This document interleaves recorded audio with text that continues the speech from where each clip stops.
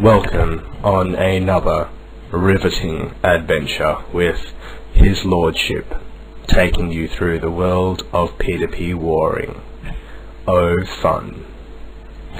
Seriously, these war preparation movies take 9 hours each, and I've only just started, so please appreciate how much work's put into these, and take the information very seriously, because a lot of thought's going into it.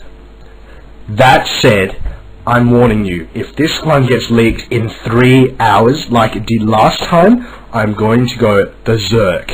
9 hours of hard work thrown away over someone's stupidity. Don't leak this pass. Last time someone thought someone was in WG, and they actually weren't, so we got our password leaked to dozens of people. All it takes is for one member to stuff up. Putting that aside, let's get into the main war prep. This is the war against EoS, or Echo of Silence, and it will be our second war against them, and our first pay-to-play war. The details of this war are pretty simple. They're like all other wars except for one main thing. This one's at the Red Dragon Gate. We've never warred there before, so the war zone is on the screen. Make sure you note that. We can't go below the gate. Ancients are allowed. There's no returning. Applications closed. No public notification of this war, no forum spying, no new prayers, and we defend. Times around the world. 6 PM American Eastern Standard Time, that's 11 PM in the GMT. East Coast Australia, that's 8 AM, and for Asia and Western Australia, 6 AM. We mass on World 56, and we'll be massing at my house, which is in Yanil. I'll be sure to add everyone so that they can make it into the house, and if I disconnect, just wait outside until I get back. Equipment for all combat types has changed since the Rune Raiders War, so please listen up carefully. While I'm keeping the same idea, there are some minor changes. Let's start with the warriors. Take a warrior helmet, a power amulet or glory amulet. Personally, I prefer the power amulet. A god cape, not a team cape. The god cape gives better stats. Team cape doesn't matter. However, I would prefer a Guthix cape. Take a granite shield and rune legs and a rune chest, possibly a Carol's leather top. For the smart people like me who have chosen not to waste their time training ranged, don't bother with the leather top, just take the rune chest. And then Barrow's gloves, Addy boots, and a ring of recoil. So the only thing that's changed for you guys, really, is the weapon. I don't really want a whip this time. Warriors, take a dragon dagger super poison, do the 4 specials with it, and then change to a dragon scimitar, which will be in your inventory. Moving on to inventories, apart from that dragon scimitar, you will have a superset, 6 4-dose prayer potions, and the rest should be tuna potatoes. I prefer those over sharks. So, why 6 prayer potions? Firstly, because I want you to have your prayer on all the time. You'll be protecting from something at one stage or another, plus I would also like you to boost your defense and your attack prayers. Don't worry about strength. Not important. You've got big weapons hitting high and potions to do that for you. Strength is a waste of prayer in my opinion. I remind you that you can't use smite, retribution or redemption, so focus on those protect prayers.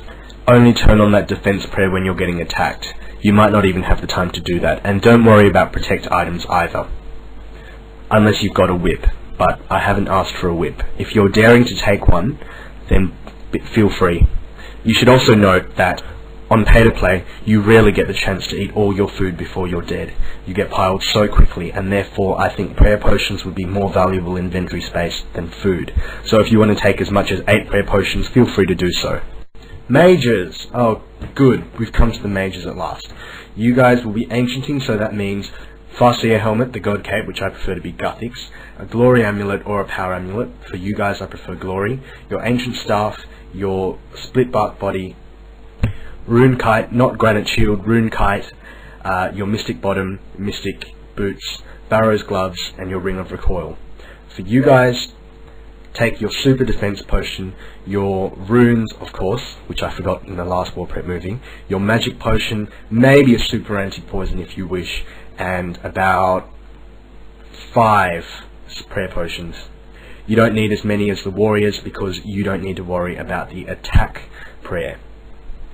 Apart from that, you take your tuna potatoes. Now, I would like you to mage if you've got 75 magic or higher. I want a really large concentration of mages in this war. But if you're going to mage, Please, please, please take the requested equipment. I've done the research, and that gives the best defense from magic, from ranged, and from bladed weapons. So if you can use ancients and you have 75 magic or over, I strongly encourage you to do that. Archers. Now, in pay-to-play, archers are actually good. Not really. I'll say they're less incompetent than in free-to-play. So if you want to go as an archer, you need 80 ranged or higher, and I'll be happy to let you go. You take as much carols on you as possible, so that would mean archer helm, power amulet, god cape, bolt racks, crossbow, carol's leather top, carol's leather bottom, barrow's gloves, addy boots, and your ring of recoil.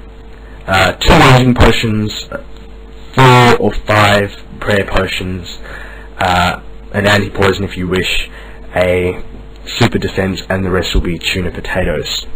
By now you should have taken the hint. Prayer is going to be a big part of this war.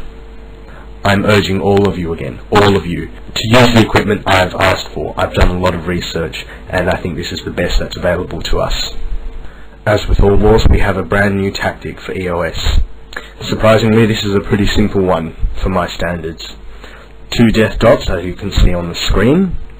The one to the north will be our mages and archers, and the one below will be our warriors, very much like the Brune Raiders. Except, here's the twist. In our warrior pile, we're going to have a couple of mages, and they'll be there to cast Vengeance Other on our long range units, so that when our long range units first receive the damage from EoS, EoS is going to get a lot of backlash from the Vengeance spell.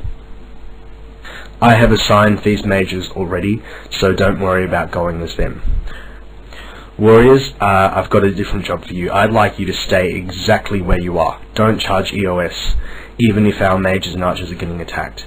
I want our mages and archers to fight first for at least 20 or 30 seconds, and then you charge in, like the DOA war. It's more effective when that happens, I think, because our mages and archers will be able to perform at their full potential without interference from our own team. In summary, 2 death dots, mages and archers at the top. When EoS arrives from whatever angle, they'll fight, they'll receive the first damage, take out as much EoS as possible for the first 30 seconds, and then the warriors charge in. Don't do what happened at the DOA war. Every time I think about this, my blood boils. When you run in yelling, DOA likes the penal, lol lol lol lol lol, what you are saying is, kill me, so don't do it. I'll give you a screenshot of what happened in the DOA war. This is just asking to be killed, so avoid spamming that crap, because EoS is going to pile you like there is no tomorrow. And you know what? I don't feel sorry for you if you say that crap. Secondly, don't stand around. EoS is going to be piling non-stop and calling names. We're not going to have a situation where people are going to be standing around and we have a few timid attacks from each side. EoS isn't like that. They will charge straight in and start picking us off. So don't form a base. Get straight into the piling. If you're getting piled, there's not a lot you can do to save yourself. Just run to the edge of the war zone and delay them as much as possible. Try to eat as much food as possible as well so that they can't loot it. Now with the concept of prayer. At the start of the war, when EoS first arrives, everyone will have their Protect from Magic on. I'll have a scout notifying us when EoS is coming, and when I get that signal, I'll let you guys know. You stick on your prayer, and when the initial mage fight's over and the warriors start charging, you may take off that prayer and just stick it on when you're being attacked personally. However, you should always, for warriors, have your attack prayer on, and as soon as you get piled, you stick on your protect and your defense prayer. This is why you need so many prayer potions, because your prayer is going to run out really fast.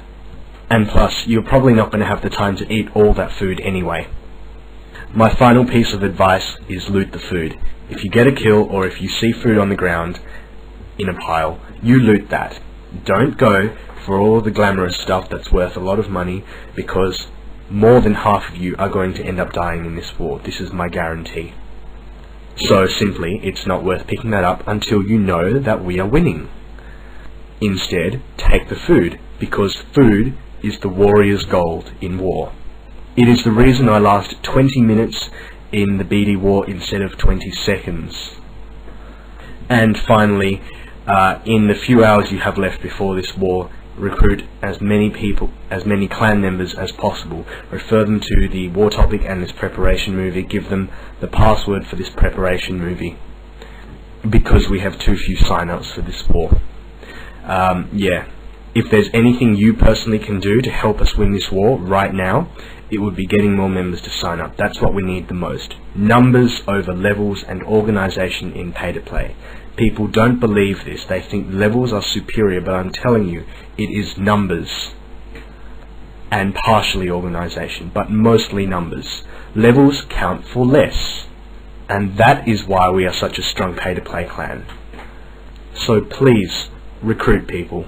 Recruit clan members who are inactive and refer them to our war. Good luck to everyone.